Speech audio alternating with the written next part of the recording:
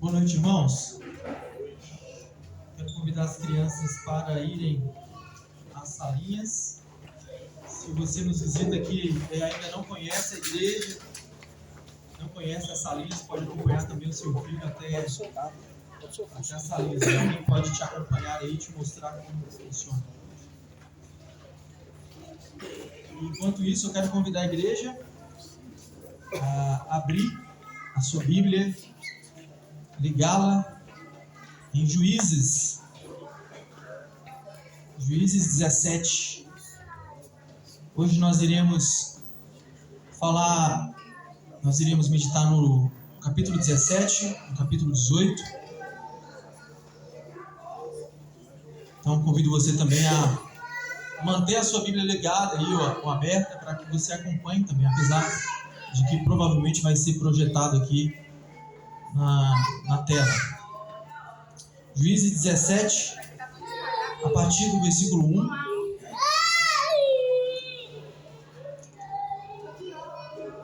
Quero convidar você também a abrir a sua mente, o seu coração, descansar enquanto você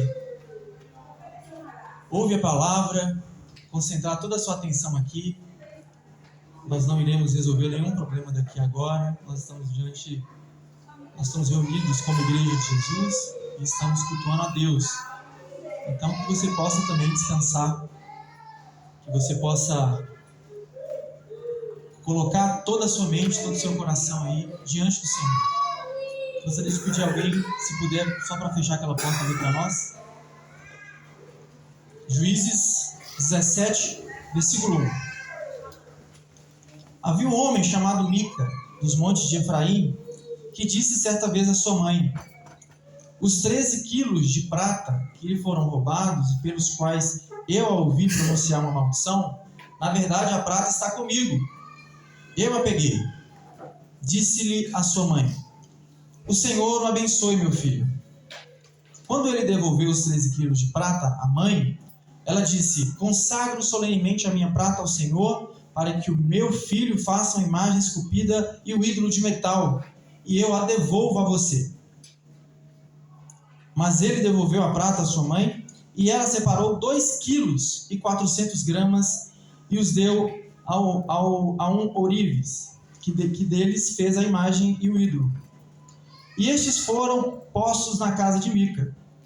Ora, esse homem, Mica, possuía um santuário e fez um manto sacerdotal e alguns ídolos da família e pôs um dos seus filhos como seu sacerdote. Naquela época não havia rei em Israel. Cada um fazia o que lhe parecia certo. Um jovem levita de Belém de Judá, procedente do clã de Judá, saiu daquela cidade em busca de outro lugar para morar. Em uma viagem, chegou à casa de Mica, nos montes de Efraim. Mica lhe perguntou: de onde você vem? Sou levita de Belém de Judá, respondeu ele. Estou procurando um lugar para morar. Fique comigo, disse-lhe Mica. Seja meu pai e sacerdote, e eu lhe darei 120 gramas de prata por ano, roupas e comida. O jovem levita concordou em ficar com Mica e tornou-se como um de seus filhos. Mica acolheu o levita e o jovem se tornou seu sacerdote e ficou morando em sua casa. E Mica disse: agora sei que o Senhor me tratará com bondade, pois esse levita se tornou meu sacerdote. Vamos orar mais uma vez, meus irmãos. Senhor, nós estamos diante do Senhor. Essa igreja louva o teu nome, engrandece o teu nome. Nós estamos aqui por sua causa, nós estamos aqui por graça e misericórdia do Senhor. Nós queremos te pedir que o Senhor abra o nosso coração, abra a nossa mente, para que possamos receber a tua poderosa palavra. Em nome de Jesus, amém. Irmãos, dessa vez nós não temos um juiz específico aqui para falar. Nós já estamos acostumados, sempre tem alguém, sempre tem uma pessoa ali que a gente foca para falar como juiz que Deus levantou em Israel. Homens, mulher, teve também o caso de mulher, e todos eles com problemas, todos eles falhos. E dessa vez nós não temos um juiz. Na verdade, nós não falaremos mais sobre juízes específicos. Essa parte aqui é onde é um novo ciclo que nós iniciamos agora a conclusão. Né? Então vamos chamar de conclusão, a primeira parte da conclusão. A conclusão mesmo vai ser no próximo domingo. Mas aqui já é parte da conclusão do livro de Juízes. Qual que é o cenário? Nós já temos aqui praticamente todas as tribos estão tomando posse, mesmo que parcialmente, do lugar, da promessa de Deus, da terra que Deus prometeu. Mas essa tribo aqui, a tribo de Dan, não tomou posse dessa terra. Lá no início do livro de Juízes, nós temos algumas informações de Dan. Eu quero te lembrar de uma delas que é extremamente importante para que você entenda todo o contexto.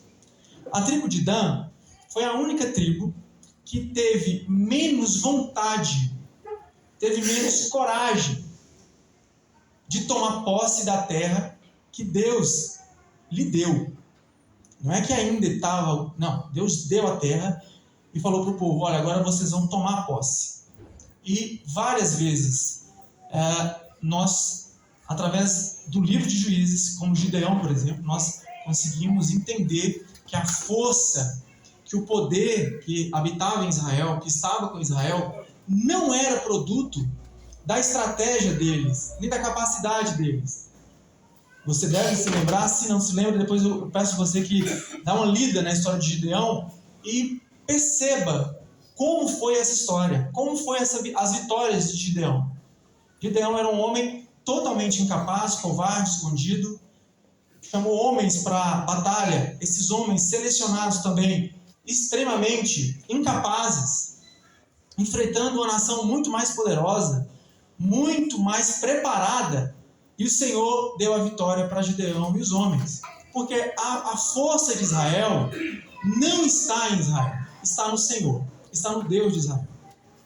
A tribo de Dan, lá no início, no capítulo 1, ela simplesmente não avança, ela fica nas regiões montanhosas, eles vivem como nômades, eles não tomaram posse da terra.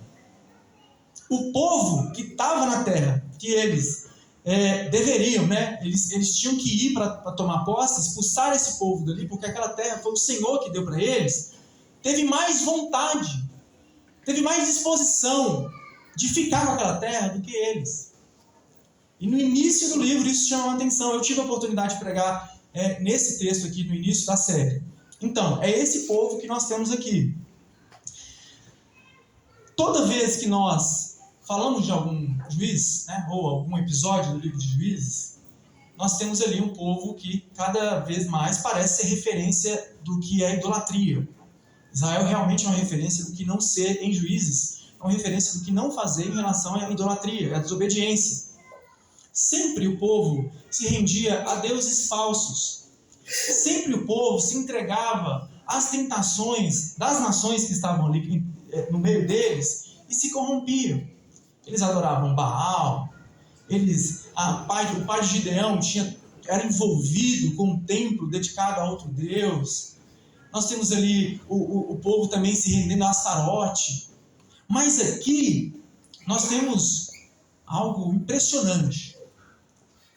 Nós temos a pior de todas as idolatrias. Nós temos aquela que é mais venenosa, a que cega, a idolatria religiosa.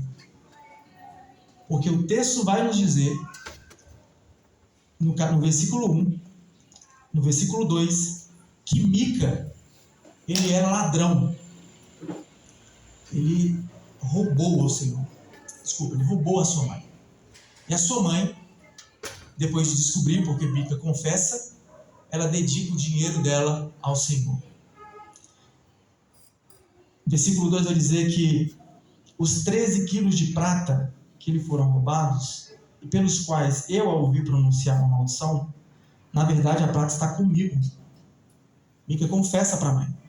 Então aqui nós temos uma família religiosamente vazia, onde nós temos o Mica, que é um ladrão, mas é um ladrão religioso, porque ao mesmo tempo que ele roubou a mãe dele, ele ficou com medo da maldição que a mãe dele também lançou sobre ele. Então não é um ladrão ateu, não é um ladrãozão também. Ele é um ladrão aparentemente bom.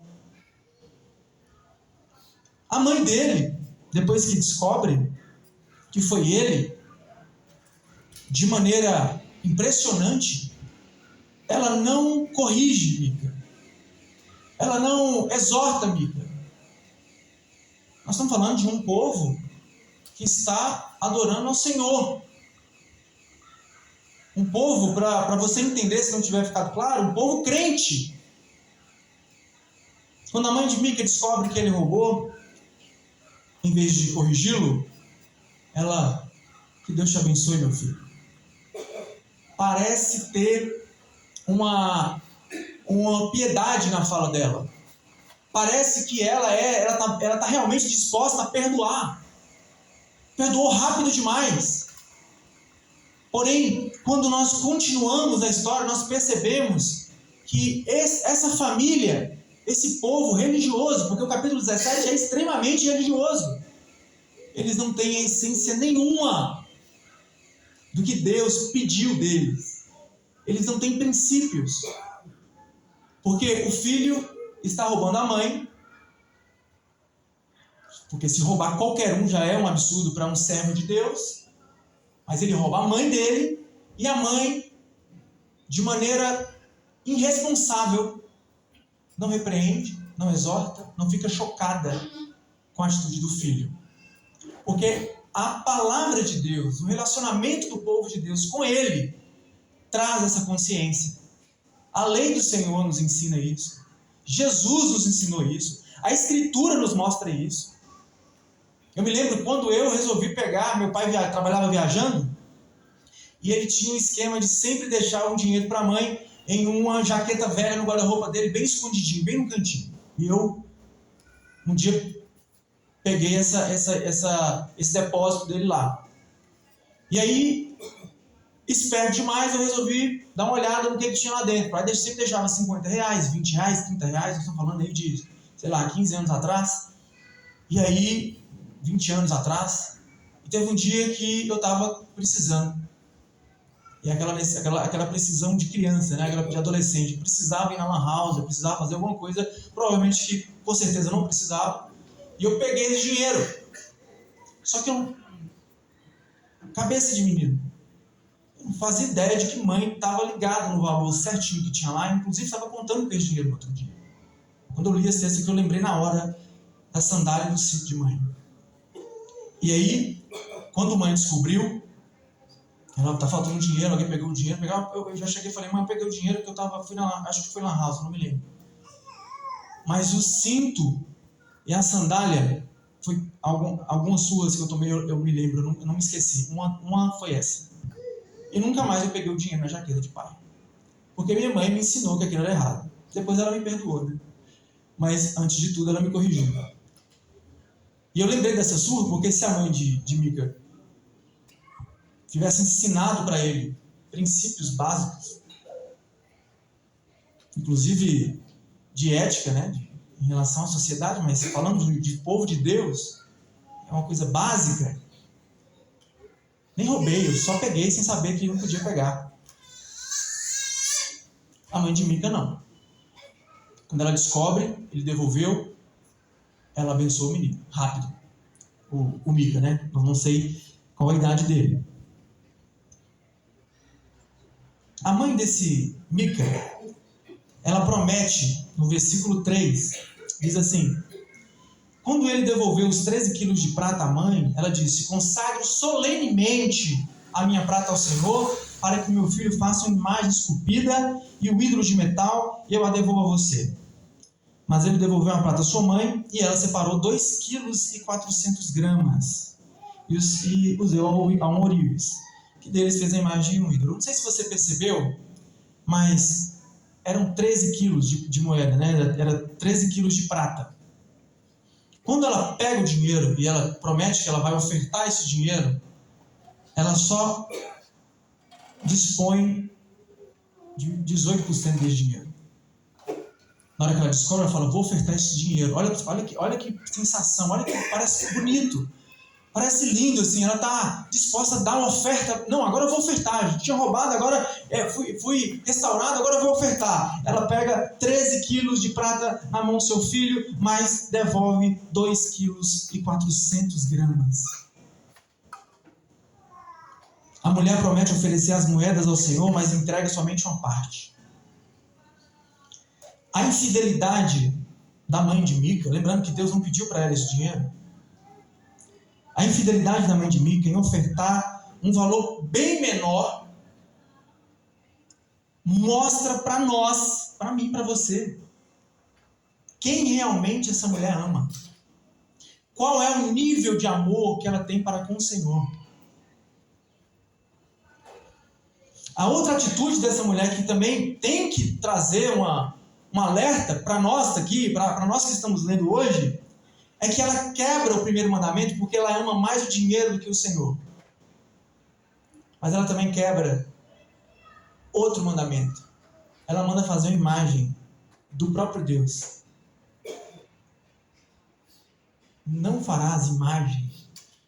Não tem como, não dá para vocês me modelarem com as suas mãos. Ela quebra o segundo mandamento quando ela faz uma imagem de Deus para o adorar. Aqui nós temos um cenário, nós temos uma família religiosa, aparentemente piedosa, aonde se preocupa em dar oferta, aonde se preocupa em perdoar, aonde aparentemente Mica se preocupa em devolver, em corrigir o seu erro, mas o que nós temos aqui é o exemplo de uma família religiosamente vazia, porque a mulher não devolve a oferta que ela promete dar. Porque o Mica só devolve por causa da superstição, por causa da religiosidade, que ele estava com medo, não do Senhor. Ele não ficou envergonhado porque a palavra do Senhor não fala para roubar. Ele estava envergonhado, na verdade ele estava com medo da maldição que sua mãe lançou. A nossa entrega a Deus, como seu povo, como discípulos de Jesus, ela pode ser, muitas das vezes, parecida com a oferta da mãe do Mica. Nós podemos cantar ao Senhor em adoração, cantar louvores a Deus. Nós podemos fazer o que a igreja, fazer com que as pessoas possam realmente falar assim, não, isso aí é uma atitude muito bacana, você realmente é cristão, dá para perceber que você se veste como cristão, você fala como cristão, você frequenta culto, mas nós temos uma família que também vivia de aparências. E que essa mulher, na verdade, ela amava muito mais o dinheiro do que o nosso Deus. E por fazer isso, ela também vivia para Deus em partes. Traduzindo para nós aqui, é como se nós tirássemos somente o domingo, que tem culto, para sermos servos de Deus, para sermos filhos de Deus. Porque domingo é o dia de culto. Domingo eu vou evitar de brigar com minha esposa, com o meu marido. Domingo eu vou evitar de fazer o que eu acho que é errado, porque é o dia do Senhor. Mas o restante da semana, nós não ofertamos ao Senhor. Ou corremos um sério risco de selecionar quais os momentos que eu vou ser servo de Deus. Eu sou servo de Deus com minha família, com os meus amigos, mas com o meu cliente não. Com o meu cliente não dá. O mercado não permite. Eu preciso ganhar mais. É selva. Ou ao contrário, você é servo de Deus na rua, você é servo de Deus em casa, você não é um homem de Deus, uma mulher de Deus. Porque nós ofertamos somente uma parte. Nós ofertamos somente o que queremos. Quando a mãe de Mica manda fazer um ídolo, e não é a primeira vez que isso acontece, nós temos, por exemplo, um relato em Êxodo, quando o povo de Israel decide, porque estava acontecendo muita coisa, Moisés demorou, o povo resolve fazer um bezerro de ouro. Muita gente acha que o povo de Israel está ali adorando o bezerro, especificamente o bezerro em si. O povo de Israel estava vendo a glória de Deus. O povo estava vendo manifestações poderosas de Deus. Quando o povo, com o aval de Arão, que era o responsável ali pela galera, quando o povo reúne e fala, vamos fazer um bezerro de ouro, o povo está fazendo imagem para adorar o Deus de Israel. Porque, de alguma forma, o bezerro de ouro mostra poder. E o que o Tim Keller vai dizer no seu livro, no seu comentário sobre Juízes, ele usa a palavra retrato.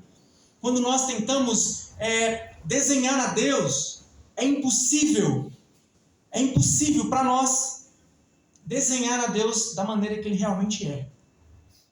Porque o bezerro de ouro representa poder, mas o Senhor também é justiça, o Senhor também é amor, o Senhor também é graça. E o bezerro de ouro só mostra poder. Quando nós vamos na internet, vamos à internet aqui, olhamos a imagem de alguém. Você não conhece a pessoa, você nunca conversou com ela, mas você vê uma foto dela, mas até um vídeo dela, você vê um vídeo. Ele tem uma imagem ali. Você consegue, porque você também é gente, você sabe como é que gente é. A gente tem cabeça, tem cabelo, tem barba, tem um corpo todo, e você consegue enxergar aquela imagem. Mas você não conhece a pessoa pela imagem. Deus não se apresenta a Israel para ser um Deus distante. Deus se apresenta a Israel para ser Deus próximo, para ter relacionamento, para realmente participar da vida do seu povo. Inclusive, Ele vive no meio do seu povo em Jesus. E depois que Jesus vai, prometendo que vai voltar, Ele deixa o seu Espírito. O Senhor tem relacionamento com o seu povo. Uma imagem não consegue nos apresentar isso. Se na imagem de uma pessoa você não consegue conhecê-la, você não vai saber dos seus gostos, você não vai saber do seu jeito, você não vai saber das suas carências, você não vai saber dos seus dilemas. Nós só vamos conseguir ver uma imagem. Se de gente a gente não consegue fazer isso, imagina um Deus todo-poderoso, Criador do céu e da terra.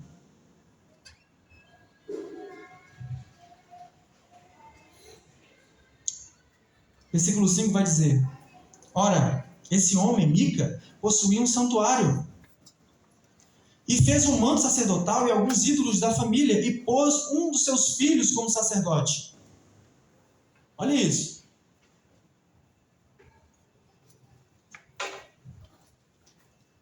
Aqui é mais ou menos o seguinte, vou usar um termo que talvez você vai conseguir entender de uma maneira mais clara.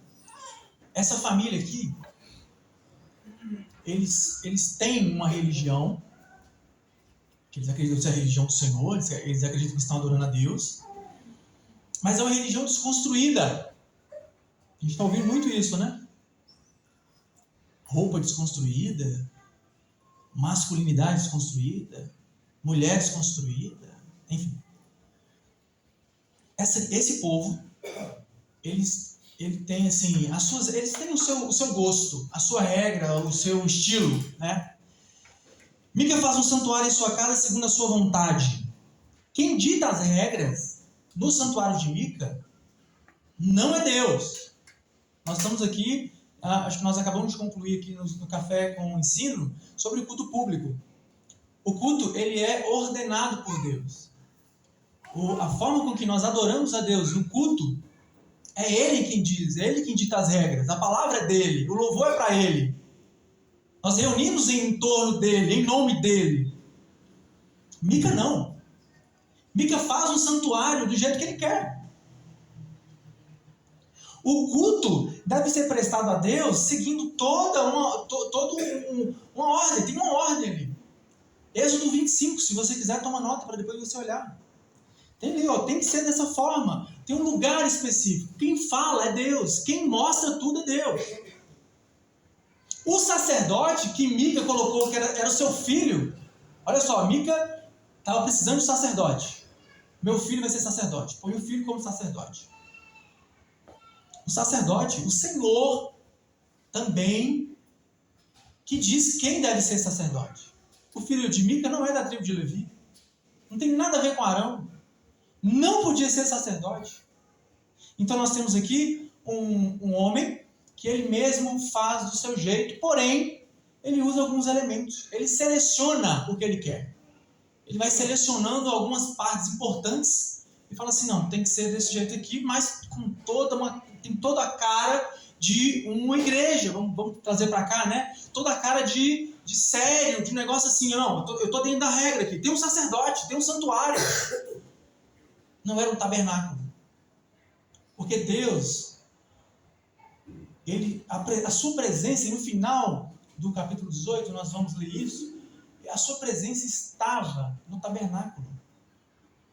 Mas esse povo, Mica também, não quer. Eles querem fazer do jeito deles. Todo relacionamento verdadeiro com Deus foi revelado por Ele mesmo. Foi revelado por Ele mesmo de como deve ser. A iniciativa de nós como igreja, Israel como povo, como nação, ter relacionamento com Deus Todo-Poderoso, Deus verdadeiro, não foi inteligência humana, não foi projetado por nós. Foi iniciativa de Deus. Ele quem cria o culto. Ele quem fala, Ele quem dita as regras de como deve ser feito. Por isso que nós não podemos fazer de qualquer jeito. E por isso que toda inovação tem que passar por aqui. Porque é para Ele. Daniel falou aqui na palavra de dízimo, o Senhor não mudou. Obviamente nós não temos um templo, não temos mais um tabernáculo, nós vamos chegar aí também. A idolatria religiosa só tenta, tá? Lembra disso. A idolatria religiosa, por que eu falei que é a pior de todas elas? Porque quando o povo adora Baal, quando o povo adora Astarote, quando o povo adora Dagon, eles estão adorando um falso Deus. Só existe um Deus. Agora, quando a idolatria religiosa ela é nesse nível, eles tentam pegar o Deus Todo-Poderoso e colocar no seu formato, do seu jeito. É como se pudéssemos colocar Deus, ordenar para Ele como que Ele tem que fazer, do jeito que eu quero.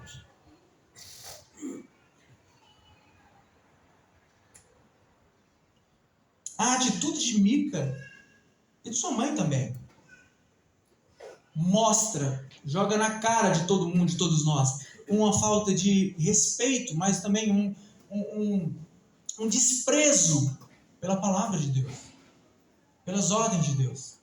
Ele não está preocupado com Deus. Ele está preocupado em fazer o dele ali. Ele está preocupado em resolver o problema dele. Ele precisa ser, de alguma forma, ele precisa de um santuário. E nós vamos descobrir agora por que Mica faz isso, mas qual que era a intenção de Mica. Mas nós temos algumas informações importantíssimas. No versículo 7 vai dizer: um jovem levita de Belém de Judá, procedente do clã de Judá, saiu daquela cidade em busca de outro lugar para morar. Agora sim, um levita. Porque o filho de Mica não pode ser sacerdote. Agora vem um levita, um cara que agora sim, agora acontece. Ele vem e no versículo 13 vai dizer que, olha o que Mica vai dizer: agora sei que o Senhor me trata com bondade, pois esse levita se tornou meu sacerdote. Mica não é um ignorante religioso. Mica não é uma pessoa que viveu longe da palavra, que chegou agora, que descobriu Deus agora, que está tentando fazer, inovar o mundo inteiro. Mica conhece. Quando ele vê que o levita é levita, que o jovem pode ser sacerdote, ele aproveita a oportunidade. Fica aqui. Tem um santuário aqui, está tudo pronto. Está faltando você. Eu vou te pagar, vou te dar o que comer, vou te dar onde morar. E o levita fica, porque a oferta foi boa demais. Então nós temos uma família religiosamente vazia, nós temos uma religião vazia, uma idolatria religiosa, uma religião desconstruída, e agora nós temos um levita pagão. Porque o levita deve servir no lugar onde Deus falou que ele deveria servir, no tabernáculo. E esse levita, ele não é qualquer um, ele não vem de qualquer lugar. O levita vem da tribo mais forte de todas. Porque tem a tribo mais forte. O levita vem de Judá. E não de qualquer cidade. O levita vem de Belém. A cidade que, um pouco mais à frente, seria a mais famosa de todas. Esse levita, não sei, nós não temos informação do porquê, nós só sabemos que ele está procurando uma vida um pouco melhor, está procurando melhores oportunidades, mais qualidade de vida, um lugar para morar, ficar descansando, talvez já estava trabalhando muito, mas na verdade nós temos aqui um levita extremamente corrompido, um levita idólatra, que aceitou ficar num lugar onde Deus não está e também aceitou ficar em um lugar onde tem ídolos. É um levita pagão. Mica percebe a oportunidade de ter um levita de verdade como sacerdote e ele tenta ficar um pouquinho mais certo, porque não podia ser o filho, mas agora é um levita. Então agora eu estou um pouco mais certo. O levita aceita a proposta e ignora todas as outras ordens do Senhor, mas ele entende que a proposta de Mica é melhor do que o próprio Deus. É melhor do que servir o Deus verdadeiro. No final, Mica vai dizer: agora sei que o Senhor me tratará com bondade. Olha onde estava a intenção de Mica. O negócio dele é fazer um santuário, tentar acertar em tudo, desprezando a palavra de Deus, que é a sua revelação maior, é a sua revelação.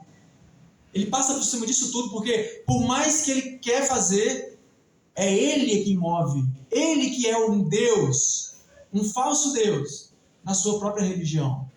Esse é o problema da idolatria religiosa. Porque você se torna um Deus. Você que fala como deve ser o culto. Você que fala quem é e quem não é. Mas a intenção de Mica aqui, é colocar a vontade dele, o esforço dele, e ao mesmo tempo querer algo em troca. Agora o Senhor provou para mim que Ele está me abençoando. Porque brotou um levita do nada aqui. E agora eu estou um pouquinho mais certo.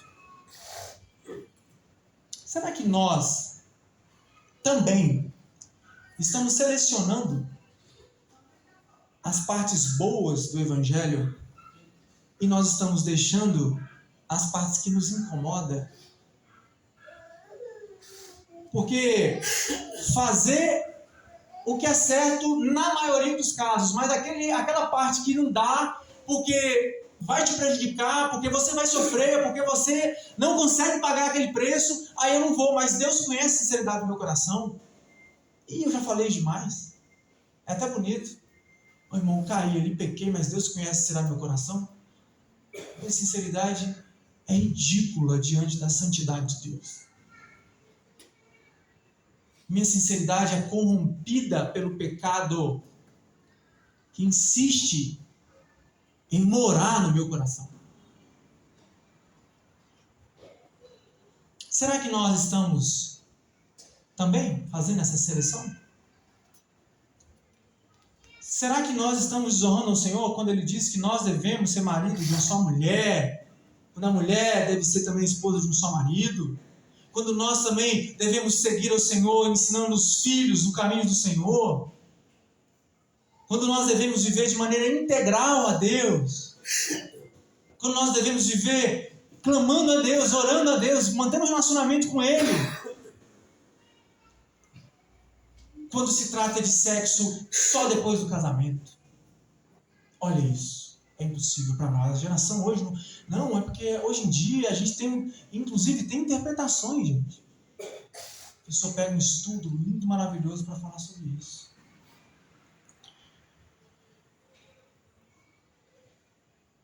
Mica e o levita, eles usam a religião como meio de conseguir o que realmente estão querendo. Nos dias de hoje também nós temos igrejas lotadas, fazendo promessas mentirosas, usando a palavra, mas selecionando a palavra. Você vai ver. A pessoa pega um versículo, nós estamos aqui falando no capítulo 17 e 18. A pessoa pega um versículo isolado ali. A promessa que era para Abraão. E fala assim, se você querer, você vai ser pai de muitas nações também. Assim como Abraão foi. E o povo ali.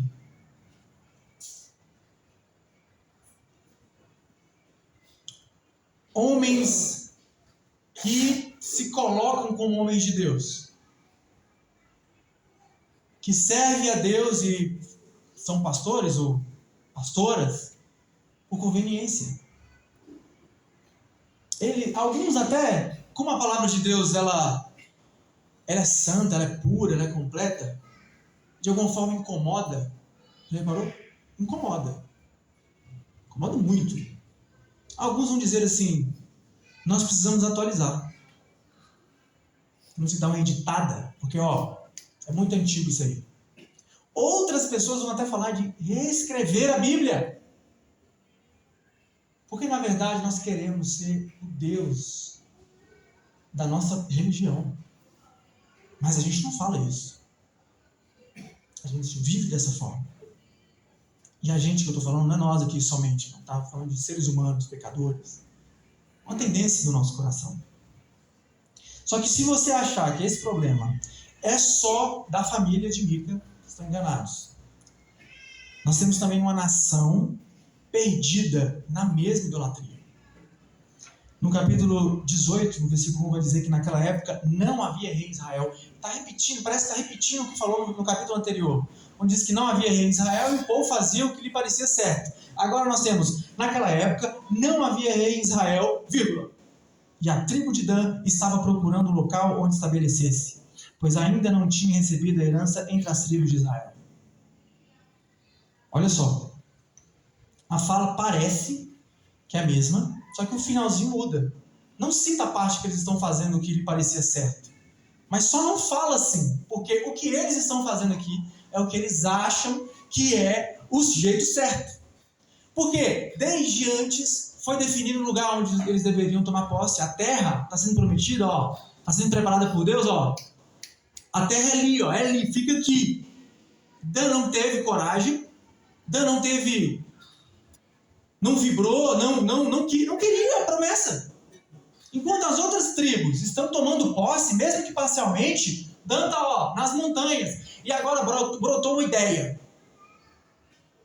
Assim como Mica teve uma ideia maravilhosa no sentido, horrível, mas ele teve uma ideia assim, nossa, eu vou fazer um santuário para mim, eu não vou precisar ir mais para o tabernáculo, vou fazer até um Deus aqui para mim, que nem Deus tem lá.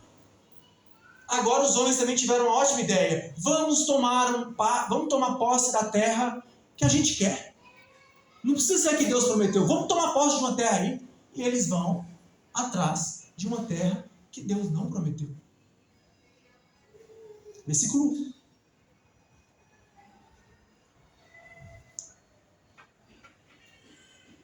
Os homens são exatamente como Mica.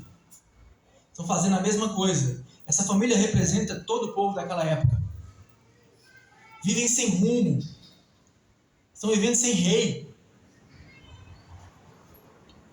Fazendo do jeito que lhe parece correto. E é importante dizer, nós temos um rei. Nós não estamos no jogo onde nós precisamos produzir, nós precisamos fazer alguma coisa, nós precisamos pegar um chicote e bater nas costas, nós não precisamos de fazer nenhum tipo de sacrifício, porque o nosso rei já veio, pagou um alto preço, ressuscitou e reina para sempre. Nós não somos como esse povo aqui. Nós temos um rei. Nós não podemos viver de maneira idólatra. Nós não podemos mais ter uma religião, ou ser parte de uma religião, ou falar que é de uma religião, onde você toma as rédeas, onde é você que toca.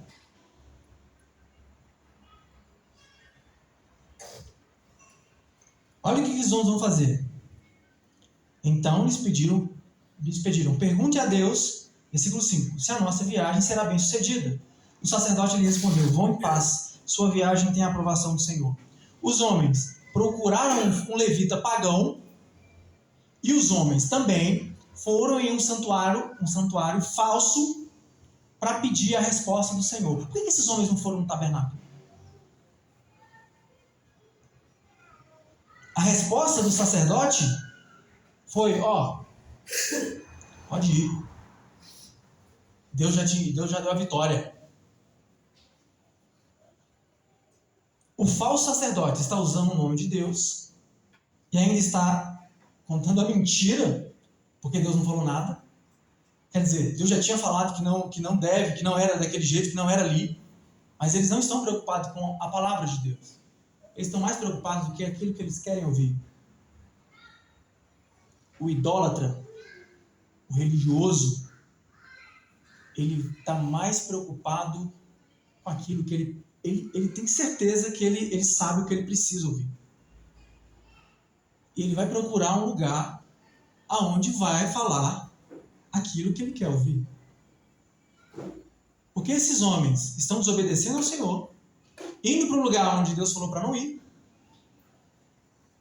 É óbvio, porque Deus se manifesta no tabernáculo. E agora eles estão ali procurando um falso profeta para enganá-los. Porque é o conforto, é o consolo, é aquela palavra fofinha que você sai e a segunda-feira vai ser poderosíssima, porque o diabo não pode nem olhar na sua cara, senão você passa o carro em cima dele. E as igrejas estão assim, ó. Agora, pior do que isso, é aquela pessoa que está numa igreja bíblica, pode ser o nosso caso. Está numa igreja onde o louvor é entoado a Deus, onde a palavra é expositiva, a palavra é pregada de maneira clara ali, sem inventar moda. E aquilo se torna um motivo de você se sentir acima da média e você tem mais fé no nível de crente que você é do que no Deus que morreu por você.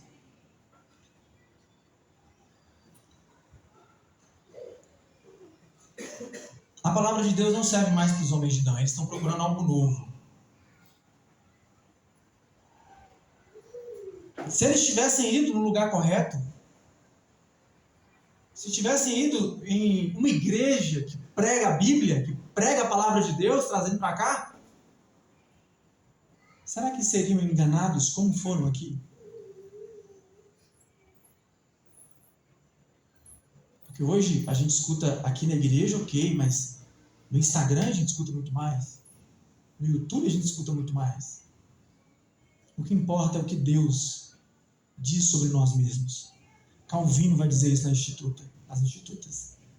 Quando nós conhecemos a Deus, aí sim nós conhecemos a nós mesmos. Só aí nós conhecemos a nós. Porque Ele é quem diz quem somos. Ele nos fez, Ele nos conhece muito mais do que eu mesmo me conheço. Onde você tem colocado a sua fé? Na palavra de Deus, que é a revelação dEle? Ou você tem procurado alguns lugares ou alguns conselhos mais flexíveis, que encaixam um pouco mais no seu perfil, no seu temperamento, no seu estilo de vida?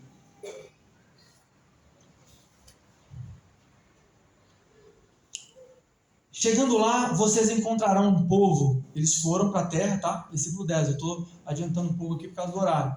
Eles foram, espiaram a terra, porque o sacerdote falou que poderiam, porque Deus tinha dado ok.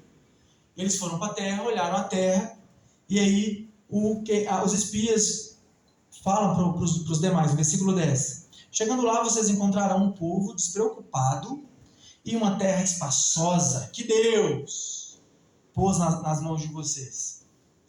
Terra onde não falta coisa alguma. Um pouquinho antes, os espias, percebem, quando eles vão olhar essa terra, que a terra estava desprotegida também. Não tem ninguém olhando a terra. Não tem ninguém vigiando, não tem ninguém forte lá perto, não tem nenhuma nação que vai ajudar eles, que vai cobrir, estão sozinhos lá. A terra é boa, tem espaço, não falta nada. Vamos embora dominar. Agora veja bem, eles consultam um falso sacerdote em um falso santuário. Esse sacerdote dá o ok para ele. Ele vai na terra. Só tem coisa boa na terra. Olha as confirmações. Olha para você ver as coincidências assim. Isso não tem condição. Ao chegarem na terra, eles encontraram um povo desprotegido. E os detalhes parecem ser essa confirmação. Vai olhar todas as informações da terra, está tudo certo. Ali é a confirmação. Depois dessa falsa confirmação, eles vão lá e eles vão perceber que eles podem dominar aquele povo no braço. Porque eles percebem que aquele povo está desprotegido. A força dos idólatras não está no Senhor, mas está na sua capacidade ali, de ver que o povo é manso, o povo é tranquilo, não tem ninguém, pouca gente armada ali, a guarda está baixa, é nosso, ali é certo que nós vamos ganhar. Tem uma aparência de religioso. Nossa, não, gente. Deixa eu pegar o outro assim. Tem uma aparência, tem uma boa aparência. Parece que, de alguma forma, eles estão corretos. Parece que eles estão fazendo ali o negócio acontecer, porque a terra é boa. Tem gente lá desarmada. Tem tudo acontecendo. Vamos embora. É nosso.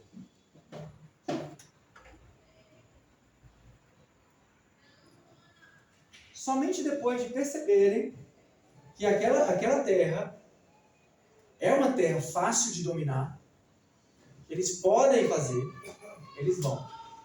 Diferente de antes, onde eles perceberam assim, opa, aqui é difícil, aqui é complicado, aqui não tem como a gente ir fazer qualquer coisa não, aqui não dá pra gente ganhar no braço não. Mas eles não confiavam no Senhor. Eles queriam ter a razão, eles queriam ter o mérito. Tem toda a imagem. Tem tudo, gente. Tem a confirmação, tem lá a estratégia de visitar o lugar e de ver que o lugar é bom. Tem a fala religiosa, mas não tem Deus. Não tem relacionamento com Deus. Não tem entrega a Deus. Não tem confiança a Deus.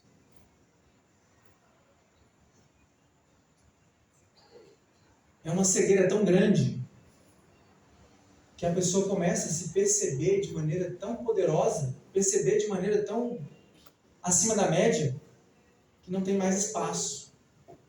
Não precisa mais. Mas na verdade, assim, não é verbalizado, isso não é falado.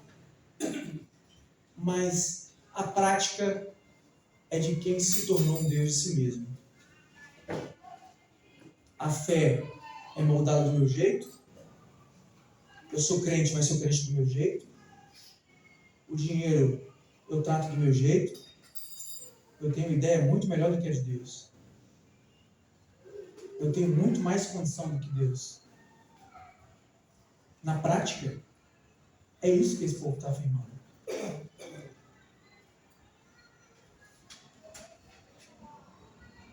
Quando tudo parecer bom, quando todas as situações estiverem favoráveis, quando você tiver um sonho, quando vir o profeta na sua casa e falar com você, e você tem tudo ali parece estar confirmando aquele negócio, aquela coisa que você tem que fazer, aquela atitude, sei lá, aquela estratégia que você tem, mas se é contrária à palavra de Deus, pode considerar maldição. Se vai ferir a Sagrada Escritura, a revelação do Criador, do Todo-Poderoso, que sabe.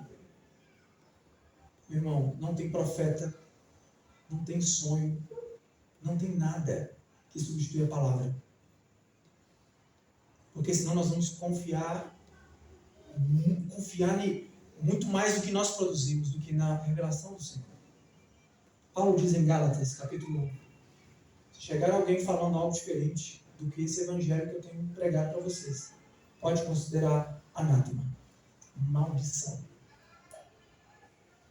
Versículo 24, adiantando um pouco mais, esses homens agora espiaram a terra, voltaram e falaram assim, ó, vambora. Versículo 10, vambora porque lá tá bom, é grande, tá tranquilo, com certeza foi Deus que deu para nós a terra. No caminho, eles vão lá na casa de Mica de novo, mas não vão para agradecer. Vão lá e passam a mão de tudo. Pega os ídolos, pega as imagens, pega tudo que tinha no santuário de Mica, leva. E o levita chega e fala assim, o que vocês estão fazendo? E aí, o argumento, a oratória é boa, é igual hoje. Aquela conversinha boa de um bom vendedor. Vou falar com você, levita. Você hoje é levita de uma casa. Você é sacerdote de uma casa, está servindo uma família. Vamos com nós. Você vai servir uma tribo inteira. Você vai servir uma nação inteira. Tu levita, que não é besta. É isso que eu estou querendo. É confirmação também. Tudo para ele é confirmação. Se vem a nós, é confirmação. Ele vai embora. Ele vai embora.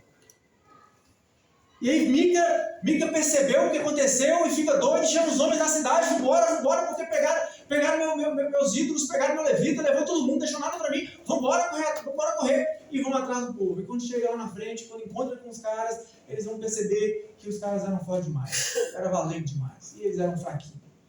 E Mica vira e joga esse argumento aqui do versículo 24. Vocês estão levando embora os deuses que fiz e o meu sacerdote. O que me sobrou? Como é que ainda podem perguntar qual o seu problema? O problema da idolatria religiosa é que você não serve o Deus verdadeiro, você serve um falso Deus, você serve a você mesmo. E quando você serve um falso Deus, qualquer luta, qualquer provação, qualquer dificuldade, você tem esse Deus roubado de você. Você tem esse Deus tirado de você de maneira veemente. Mica leva alguns homens, mas não consegue recuperar. Aqui nós temos o desfecho miserável da vida idólatra. Ele coloca toda a sua devoção em um Deus que ele mesmo projetou para ele, que ele acredita ser o Deus de Israel. Ele coloca toda a sua fé, toda a sua esperança em um Deus falso. E quando a vitória, quando o sucesso, quando aquilo que ele esperava não acontece, ele entra no vazio. Ele fica sem nada. E a pergunta de Mica, ela revela para nós quão miserável é a situação desse homem. Ele fala para os homens: o que sobrou para mim? Vocês me tiraram tudo.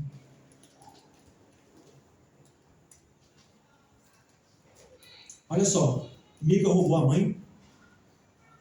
A mãe não expressa o verdadeiro amor pelo filho, porque ela não corrige o filho. O levita serve a si mesmo. Os homens roubaram o santuário de Mica e os ídolos. Todos os homens ali, todas as pessoas ali, elas são maldosas. Elas não pensam no próximo. Elas não servem a Deus. Elas têm fala de quem serve a Deus. Talvez roupa de quem serve a Deus. Mas elas não servem a Deus.